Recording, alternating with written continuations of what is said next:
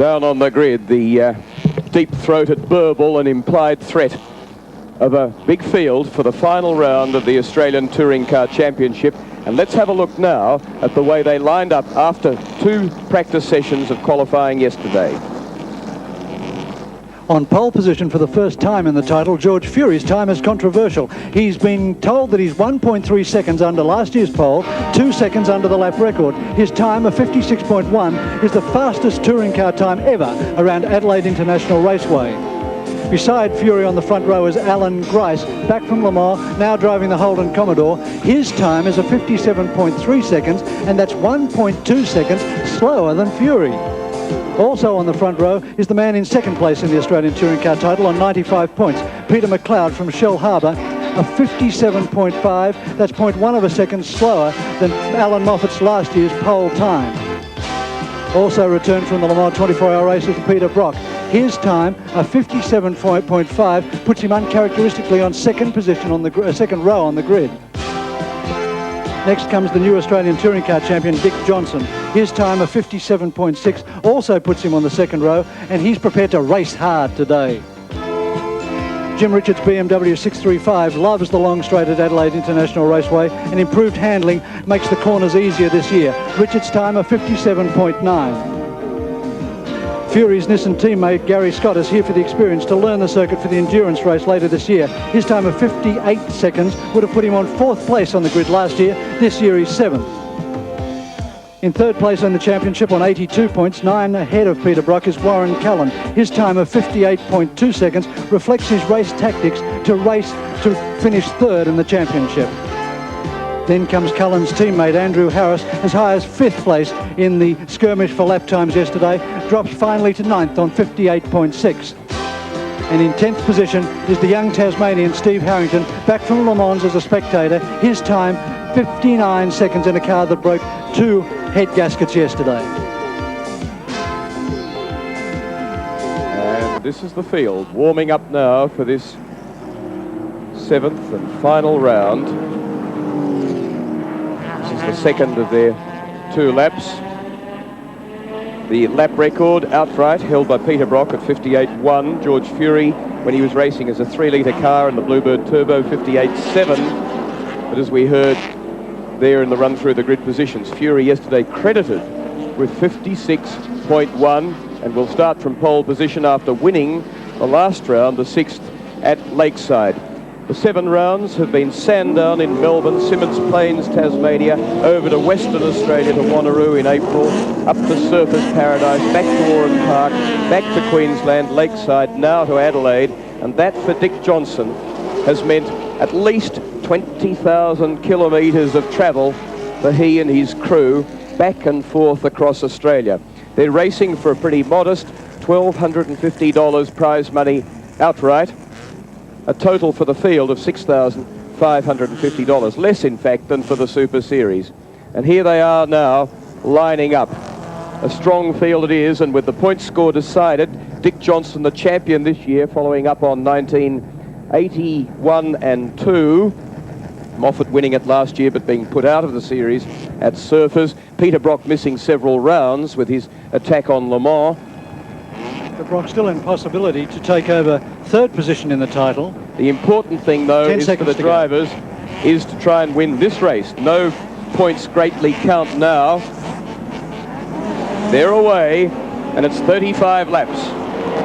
Grice is the man who's tried to intimidate everyone before the start of the race today, saying he loves the first corner and wants to get the lead there no matter what. Peter McLeod arguing with him. Dick Johnson, 5.7 litres, powering him to the lead at the outside. Fury goes into 2nd, Grice is 3rd, McLeod's 4th. But the green Falcon leads, the only Falcon in the field. What a start from Johnson from the 2nd row of the grid. Brock is 5th.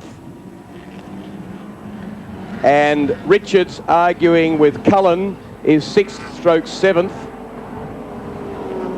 Murray Carter there towards the tail end.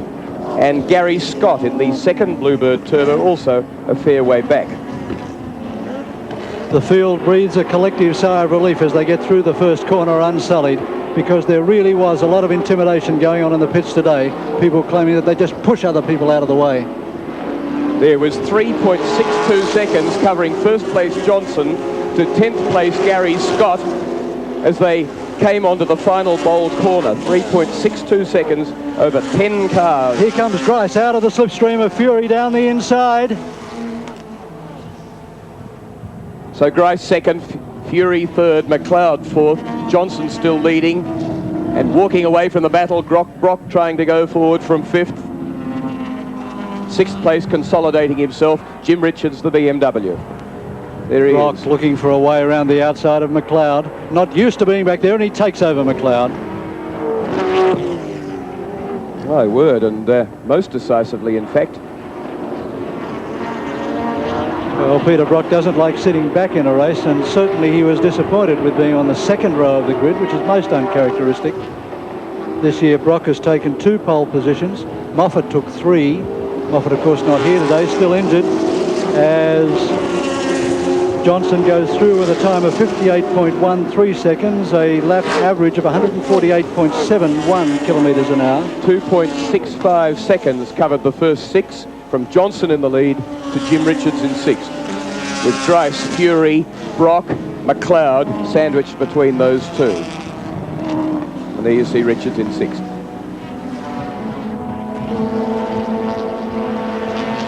Johnson winning the title this year, his 3rd touring car championship, I'm sure in a way that didn't greatly please him. Lap record is 58.1 seconds. Johnson did a 58.13, so you could say right now that they're racing on last year's lap record. Johnson's got there through consistency rather than winning races. He won the unfortunate Surfers Paradise round, but drove beautifully to do so, but has mostly had seconds and thirds, and mostly been out of real contention for a win, although he's arguing about that today as Fury comes on to Grice and McLeod sticks with Brock. Fury can't hold the big V8 Commodore down the straight. Yes, he can. He did. Well, he didn't hold it down the straight. He went perilously deep under brakes. Flew into the bottom corner much faster than Allan Grice. Now Peter Brock all over Grice.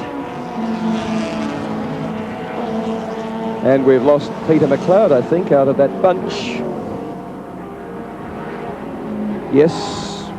Yeah, there's no sign of McLeod back there. The Endurance Championship winner from last year, gone out of that bunch. So it's Johnson, Fury, Grice, Brock in a malevolent bunch at the front end of the field. Cullen, Harrington and Scott in another trio, 5th, 6th and 7th. And then Andrew Harris in 8th, Murray Carter 9th. And Shepparton's Brian Thompson in the Camaro, he's just acquired 10th. Jim Richards has fallen back too, so perhaps he got involved with McLeod. He is 12th at the moment, Jim Richards. Had been 6th.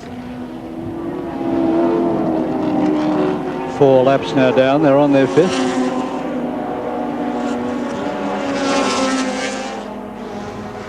And McLeod comes around the bowl, down beneath the racing line and heads for the pits. And that could cost him his 2nd place in the Australian Touring Car title. He currently holds it on 95 points from Johnson on 134.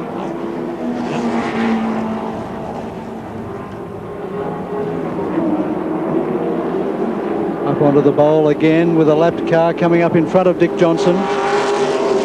George Fury really starting to get up on Dick Johnson's tail. Yes, sir, going extremely well. Lots of pressure from George Fury, the team that pulled out, missed around Surfers Paradise, which in retrospect they might have been done well at in the wet race, but unreliability and not quite enough speed made the Nissan team decide to get out of it. But look at the way they're running at the moment, as they're out after Dick Johnson. And the oil flags are out at the back of the circuit, which one would probably have to put down to Peter McLeod.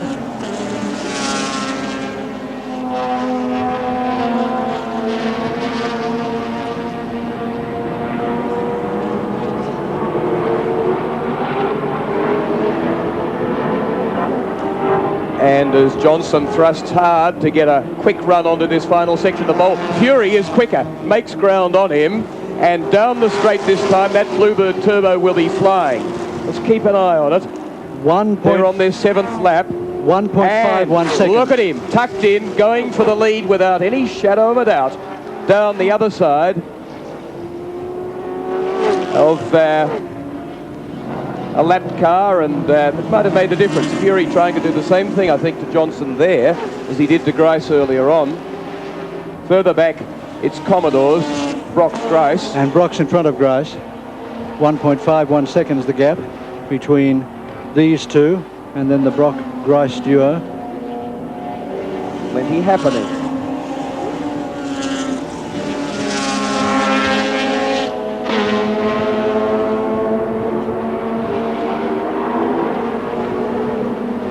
And here comes Fury down the inside on the bowl. Once he gets there, though, he's got to hold it. And he's done it. Now, let's see how Turbo 4 goes against Big V8. Fury down the inside, making it terribly difficult for Dick Johnson to do anything but do what he did then, come up the outside and go for the braking manoeuvre on the outside of the corner. And Fury holds the corner. And for a man that a lot of competitors say is not really yet a fully blooded racing driver, as he is a sprint driver through his rally experience, George Fury is doing very well in the nip and tuck of battle, isn't he, Will? Extremely well, but George would not like to hear such comments. The quiet, smiling eyes of George Fury. He's a very quiet man. Don't accept demotions of his ability very kindly. And now Johnson falls off the pace and Brock comes right up on him. 1.2 seconds separates George Fury from Dick Johnson after only one lap. And now Johnson's under threat from Peter Brock.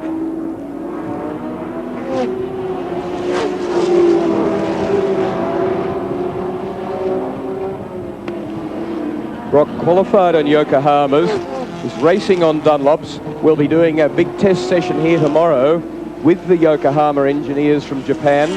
They ran on 2 of the Skoll Bandit Porsche 956s run by the John Fitzpatrick team at Le Mans, and are very keen to get into the Australian race scene. And it's not only Japanese engineers, Will. The Yokohama people have also hired Bert Baldwin, who's the ex-Formula One Goodyear compounder, and he's flown into Australia especially for the test session tomorrow. Fury, 1.52 seconds from Johnson, who goes wide and slowly. Brock surges onto his tail end, and Grice watches from 4th. There's the gap. You see Fury pulling out time. The Adelaide International Raceway circuit is very abrasive on the front and rear left-hand tyres, and Johnson is noticeably slower on the bowl, which is the most abrasive corner on the track. He is at the moment trying to preserve his outside working tyres as much as he can for the long race ahead. At the end of 9 laps, it's a quarter race distance of the 35 laps. 2nd, 3rd and 4th. Good strong race with Peter Brock very keen to finish in front of Johnson. He really sacrificed the Touring Car Championship this year in his pursuit for victory. Certainly a strong run at Le Mans, which I was lucky enough to witness, and very interesting race it was. And he and Larry Perkins, a 2-driver team only, ran with great credit, qualified well, ran well in the race, and were in a sense unlucky, as many of the competitors were, because luck plays a big part in a 24-hour race. Here comes Brock out of the slipstream of Johnson. But unlucky not to finish, because that was really their goal. And he's got him. Yes, 2nd place it will be, Brock. Johnson knows he can't do much, so slots tidily in behind him.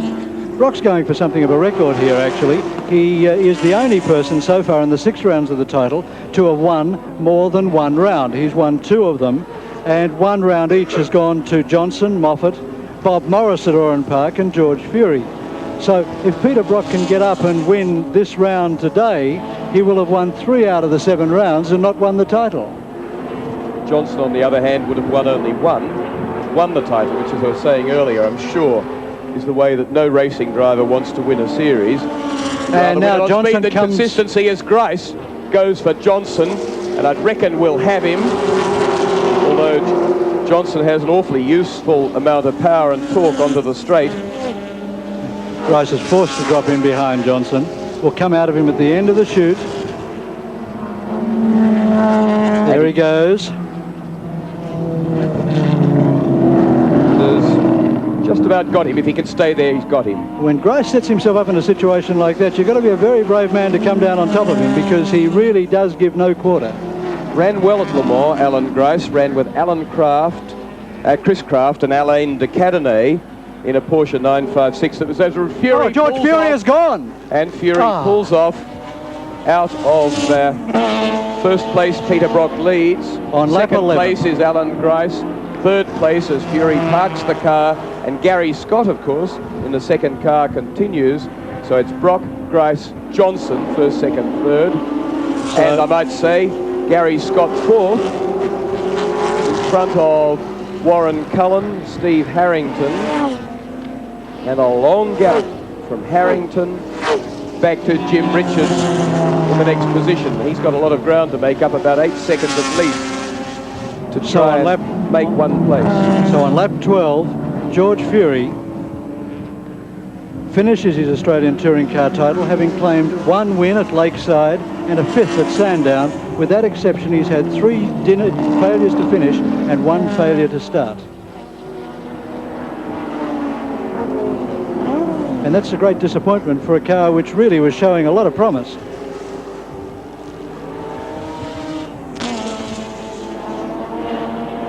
So the race complexion very different, with just 1.85 seconds now sandwiching the first 3, Brock, Grice and Johnson. I was saying earlier that Grice, with these 2 very experienced Le Mans competitors, Alain de Cadenet and Chris Craft, distinguished himself. As we look now at Warren Cullen and Steve Harrington,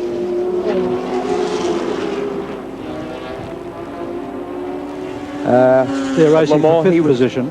He was the fastest of the 3 in the Porsche 956. But Warren Cullen here doing a good job against young Steve Harrington. And just in front is Gary Scott, George Fury's teammate, holding 4th place. So you're looking at the battle for 4th, 5th and 6th. One that lost Peter McLeod, Jim Richards, George Fury with mechanical problems leading to his retirement. But there you see Gary Scott. He'll be running probably more conservative turbocharger boost and be told to finish at all costs by team manager Howard Marsden, who's just returned from 2 weeks in Japan to discuss with the Japanese their involvement next year in motor racing. He says the answer is positive, but I only got back on Saturday morning, and I have to refer to my management before I make public what we've found out. But they've accepted really what we wanted. So hopefully Nissan will be with us, the Touring Car Championship in Group A next year, as Harrington attacks Cullen. Harrington having his last run in this motor car. It's actually been sold to a hill climb driver who'll campaign it later this year. And the Harrington Roadways team is building up a new car for Harrington and Grice to drive in the James Hardy 1000 and the Castrol 400 later this year. Andrew Harris, Warren Cullen's Kmart teammate, is in the pits. Few drivers going for new cars for Bathurst. Peter Brock will be in a new car. 2 new cars, VK Commodores. Here comes Harrington. As Harrington goes on to Cullen for Bathurst. That's the 6-window Commodore model. So the Peter Brock car that's currently leading this race will be on hire for Bathurst to a team for somewhere around, say, $50,000. All you've got to do is bring your drivers and your wheel-changing rattle guns and so on, and they will give you a car in white. You can sign write it with your sponsors, and that's the car that Peter Brock's leading this race with at the moment. Only done about 12 races, debuted at Sandown last year. This is the one we're talking about. Interesting point score situation, Will, that if Peter Brock can hold off Allan Grice, who now goes for the inside, and Brock tries to hold him, can he do it? He's tentative on Grice because he knows how forceful Grice can be, and he's prepared to let him have it. Grice leads now from Brock. So we've had a number of leaders: Fury, Brock, Johnson, Grice. McLeod was up very close to the lead early on. Braking duel at the end of the straight, and Allan Grice weaving all over the place and giving Peter Brock nowhere to go. Allan Grice scheduled to drive 3 cars at this meeting. Hasn't quite achieved it. The Nissan Pulsar Turbo Sedan in the Super Series didn't run very reliably and he retired. He's also down for a Formula Pacific in the opening round of the Australian Gold Star. But the car is still in customs and not quite ready yet for its owner, Alan Brown.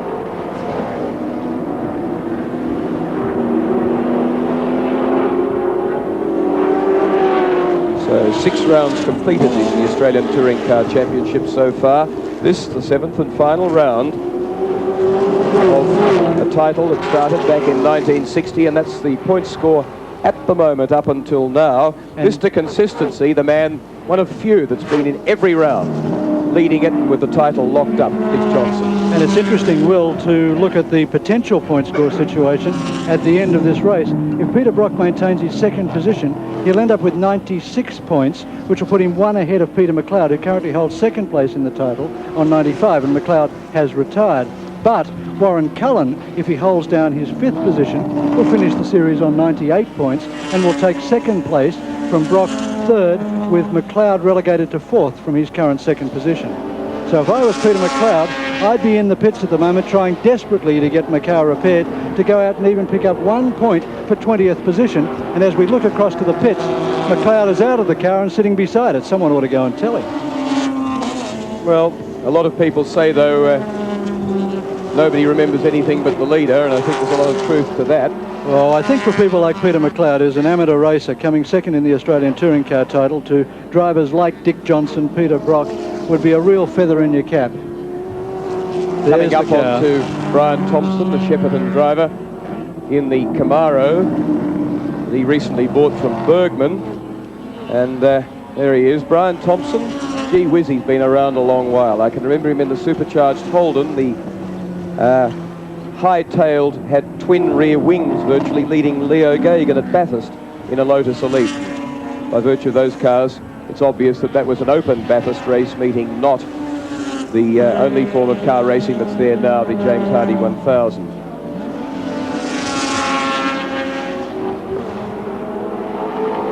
Thompson, truck dealer for many years in Shepparton. Enjoys his motor racing. Wouldn't say he's exactly got into the right sort of car for success, but then again it probably didn't cost him a lot of money. As with 19 laps completed, Grice leads Brock, but not by very much, from Johnson in 3rd place. 4th place is Gary Scott still. 5th place is Warren Cullen. 6th place is Steve Harrington. 7th place still Jim Richards. Can't make that gap. And Murray Carter, another Mazda RX-7, 8th. 10.22 seconds separates Allan Grice back to Gary Scott in 4th position.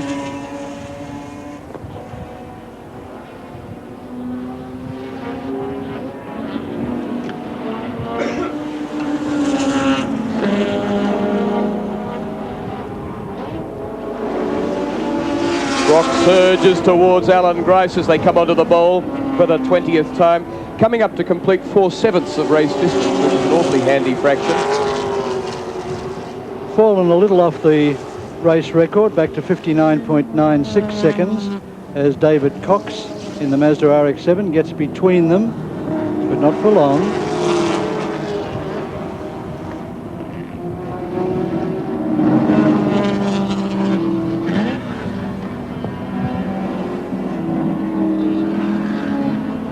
Different tyre situation here again. Grice running Avon tyres, front and rear, while Brock is on Dunlops.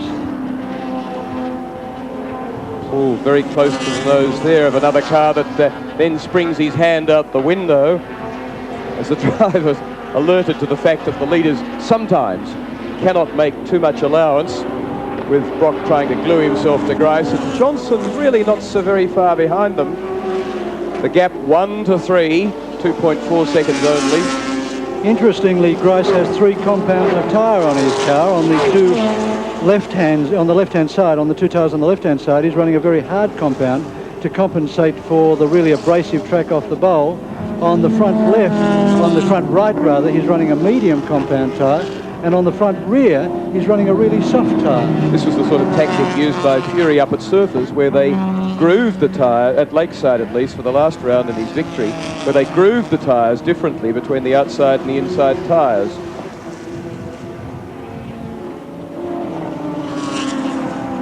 Lap 22 now of 35. Brock stalking Grice. Grice, called him the malevolent interferer in the Touring Car Championship, the man that never had any intention of doing the entire championship and therefore really of trying to win it.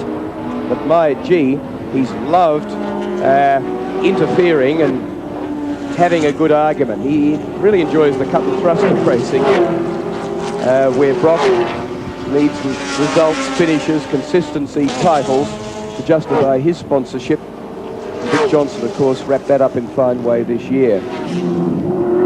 So Brock trying to work out what to do with one of the hardest arguers in Australian motor racing, a man more ready to lean on another car to do a bit of panel damage than most, Allan Grice, the race leader. Well, Grice in the pits this morning was wonderful, Will. He was superb. He was wandering up to every competitor and saying, you know, I only wish every race was 10 first corners, because I love first corners. I love rushing in there and getting the lead no matter who I've got to lean on. And he had half the amateurs in the field quaking in their boots by the time the race started. Well, you saw Peter Brock treating him with a certain amount of discretion earlier on when Grice came down inside him on the bowl. And we look at Gary Scott, 4th place, behind Dick Johnson in 3rd. And the pair we were watching, Gary Scott, the son of very popular late Queenslander Glyn Scott, single-seater driver for many years. Scott went to England, tried to make it there in single-seaters, didn't quite.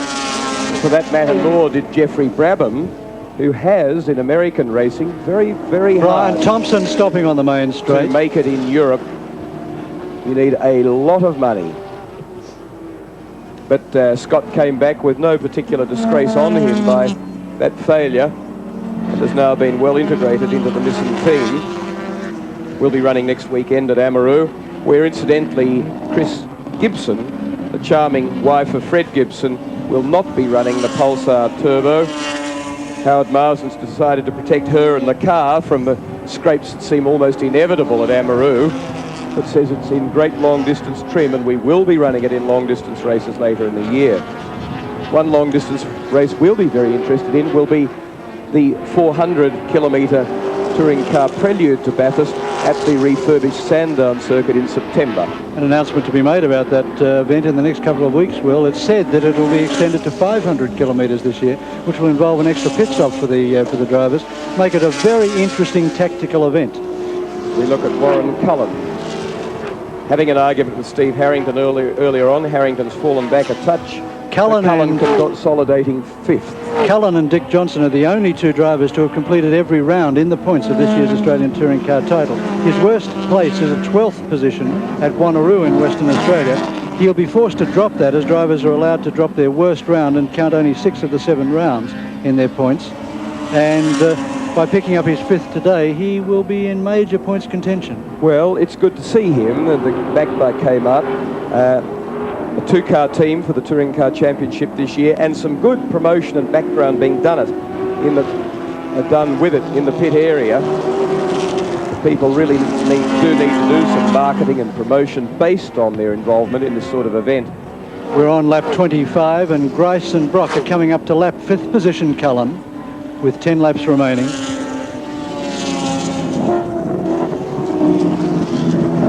5/7 race distance, 25 of 35 laps.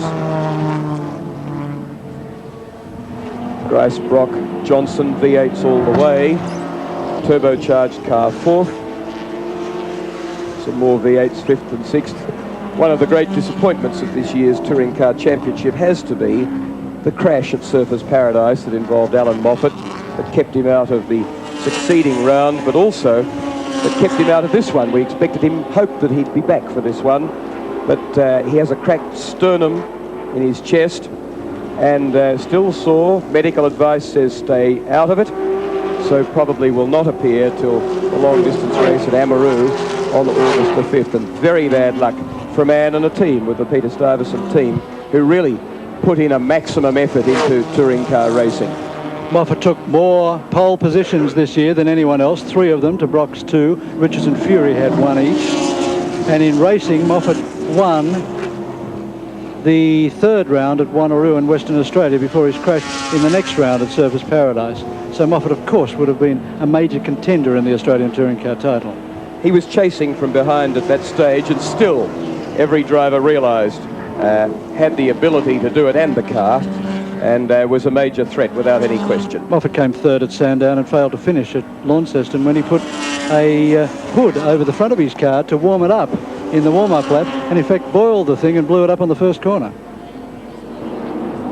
So Grice, Brock still tucked in there and close and looming onto Brian. Oh, and Thompson has been hit by Grice. Thompson was right in the middle of the track. Grice came up on him. Thompson didn't move out of the way, and Grice went straight into the side of him. Very fortunate for both drivers that they managed to get it back together again. It remains to be seen what sort of damage has been done to Grice. A salient reminder to Peter Brock that should he not be able to get... Let's have a look at it. Here we go. You can see Grice coming underneath Thompson, who gets himself caught between the devil and the deep blue. He doesn't know which way to go, and Grice drifts right over into him. Thompson's trying to stay down low for some reason or other, and Grice goes boom into the side of him, gets knocked around, and it's only Grice's reflexes and in fact a big heavy Camaro that saves both of them going into the fence. That's the racetrack equivalent of excuse me on a morning train. And as I say, it's a very salient reminder to Peter Brock that if you don't get past Grice very decisively, very hard, very cleanly, then you're likely to get into that sort of trouble. Probably very likely what Thompson was trying to do was to stay down low and stay out of their way and let Grice go around the outside, but it was a manoeuvre that didn't come off because Grice was already committed to going for the inside. Brock, not daunted, looms onto Grice's tail. Johnson is not very far behind them either, and Brock goes down the inside to try and benefit from the lap car and to turn in, and he knows Grice is going to be inside him, but he's trying to stick with it, and Grice says, oh, you stay out there and I'll have you as I come through the inside here. Brock says, but I'm going to stay here and I'll be on the inside for this corner. And he's done it. Well done, Peter Brock. Beautiful driving. No, but look at Grice come back again. Oh, go Gricey. And Johnson onto both of them. Great stuff. Good stuff, isn't it? This is the sort of racing we were looking for in the touring car title. And Peter Brock doesn't mind a skirmish. So 3/4 of a second separate first from third after 28 laps, virtually 29 in this 35 lapper. Well, that was a pretty strong effort by Peter Brock. Some would say the king of Australian touring car racing. And look at Dick Johnson, but not good enough. Terribly frustrated back in 3rd position. He's trying desperately to get up on him to get into this because it's such good fun. Again into the braking area. Allan Grice all over the track trying to weave Peter Brock out into the marbles. Brock won't go. And Johnson looming and saying, I'm going to profit out of this. Brock to the inside, can't do it. But what about under brakes for the reverse camber? Brock on Grice. How quickly can he get through the S's? Right hand, left hand will be looking to go to the left of Grice now. No, Grice covered it. Now so then, jockeying on the bowl. Not much can come of that. It's a bit like watching a pub brawl. The best spot to be in, Brock goes fast but gets balked by Grice. The best spot to be in is an interesting spectator while the others are wearing each other out, and 5 laps remain only. 6.89 seconds back to Gary Scott in 4th position, and an additional 12.5 seconds back to Warren Cullen in 5th as Grice holds the lead at the end of the main straight. Brock looking though to staying back and looking to go to the right side of him there. Couldn't make it. Now comes Johnson on Brock. The best of mates off the track. Yes, this is Brock's fuel problem. Grice really has got the easy one. Look after Brock. Brock's got a very difficult one. Get Grice. Get this man out of the way, but Brock blocking up everything. Don't let Dick Johnson profit out of what Grice might do to you. Up to lap Murray Carter as they come onto the bowl. Carter will stay very high. half a second between the leading three. Johnson gets the big 5.7 litre, powering as he comes onto the straight. They slip sideways, and he goes off, looped in behind Peter Brock. Grice breaks the slipstream, goes to the right. Brock says, I think I'd better get over there, and Johnson stays on the outside with more power than any of them. By passing Murray Carter, they've double lapped 8th position.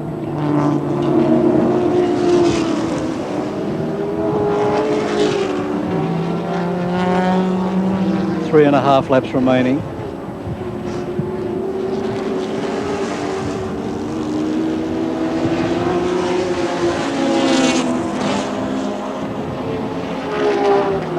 SAAS being the steering wheel people that Allan Grice endorses, and that helped him to get to Le Mans too. And Allan Grice proving to be a more versatile driver than I think some people gave him credit for, having really done very well in the 956 Porsche. An old single-seater driver, of course, of long ago, which Peter Brock never has been, nor Dick Johnson. Peter Brock was, but very briefly. Johnson never has been. If you don't count go-karts, where he does very well indeed. Down at the end of the straight on the third last lap, Dick Johnson buried in the boot of Peter Brock. Brock likewise on Grice, but not quite as deep. What there is absolutely no doubt about is that very soon you will see some very determined driving indeed from Peter Brock. He's decided to sit back and say, okay, an intermediate argument isn't on. It's got to be one final decisive argument with this man, because he's a little bit determined today. And Dick Johnson's saying, I'll loom with you and try and come through at the same time. I don't think Johnson's quite so concerned about winning the argument, but I can tell you that the man in 05 is determined in his own mind to win the argument with the man in the white car in the lead, and the white car driver is just as determined that he will not win the argument, and that's going to happen sometime in the next 2 laps. Here comes Brock down the outside of Grice. It's going to be a big braking duel. Again, the outside for Brock. And Brock this time is more determined, but cannot do it. Because if Brock had lurked on the outside there, Johnson would have been straight up the inside and taken over second position, and Brock can't afford for that to happen.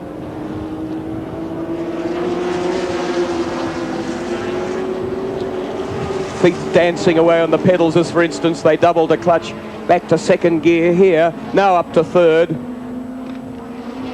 Looks all very smooth, but there's a lot of activity goes on in those cars, a lot of wheel work, adjusting for the errors in direction that occur through use of the throttle as they drift towards the outside. They complete 34. They're on their final lap, the final 2.41 kilometres, with Allan Grice leading from Peter Brock and Dick Johnson, the newly titled champion for the 3rd time. Brock holds on to second. Johnson is awfully threateningly close, and Brock's not close enough to Grice. He's only got braking for VP onto the reverse camber of the bowl, or to try and do something desperate on the bowl. And Grice is sprinting now for these corners to try and make the gap sufficient, but Brock can't threaten down one side or t'other. And he stopped him from doing it there. Grice cost him a lock-up of the left front. And Grice, I think, has got it covered well enough, as 0.6 of a second blanket the first 3 in the final round of the 1984 Touring Car Championship. It is Allan Grice leading from Peter Brock to the finishing line, and from Dick Johnson, the champion this year. And that's the way they finished in round 7 of the Australian Touring Car Championship. Allan Grice, Commodore, from Peter Brock, Commodore, and Dick Johnson, Ford Falcon, the reigning champion for this year. And the points in the Australian Touring Car title for 1984, Dick Johnson wins on 134 points, from Warren Cullen on 98 points, Peter Brock on 96, and Peter McLeod on 95. That was all completed in a race time of 35 minutes and 10 seconds, an average speed of 142.5 kilometres per hour. And now there's hardly a moment to take your breath before these drivers move on to the endurance championships later this year, including the Castrol 400 and the James Hardie 1000 at Bathurst in the last weekend of September. Dick Johnson won the Australian Touring Car title this year with 3 seconds, 3 thirds and a first at Surfers Paradise, and you can't get any more consistent than that. That's excellent racing. So when he drops around, he actually drops to 3rd place, and there'd be a lot of drivers who'd like to say that. It's great consistent driving by Johnson. I'd like to have seen him more competitive, running for the front in the earlier part of the series, where patently he wasn't a threat to the Moffats and the Brocks, but he did run consistently, put in a great effort in preparation and so on, ran to all the rounds, covered, as I say, more than 20,000 kilometres, and deserves the title, although I'm sure he would like to have won it with more first placings. He has to be on a plane in 40 minutes' time, Dick Johnson, to head to Detroit or to Sydney, and then onto an international flight to Detroit to determine his racing future for next year. There's the man, just a little bit of cooling down, the hero of many Australians, and particularly those from the large northern state in Queensland. His co-driver in last year's James Hardie 1000, Kevin Bartlett, points out the damage on the side of Allan Grice's car, and they laugh. Well, it's only a little bit of panel damage, and the car does go into mothballs now anyway, doesn't it? Interestingly, the owner of the car, Ian Harrington, has no fewer than 6 of his old race cars stored in a shed in Launceston, and will be putting Grice's car in there as well. A kiss for the champion from his wife Jill. And don't forget that that was the man that, 9 months ago, was very, very lucky to step virtually uninjured out of a horrific accident at Bathurst when he wrapped his car around a tree. And as he wends his way towards the helicopter that's taking him away, Johnson, one has to say, has put in a great professional effort from what is really a private team as such. Backing from Motorcraft, and they're chatting with Allan Grice, the man who's put an enormous amount of fire in the Touring Car Championship last year, but has equally finished this year on a great fighting note. And the winner of the Australian Touring Car title for 1984, Dick Johnson, on 134 points. We hope you've enjoyed this telecast from Adelaide International Raceway. On behalf of Will Hagan and Bob Vincent, this is John Smales for ABC Sport.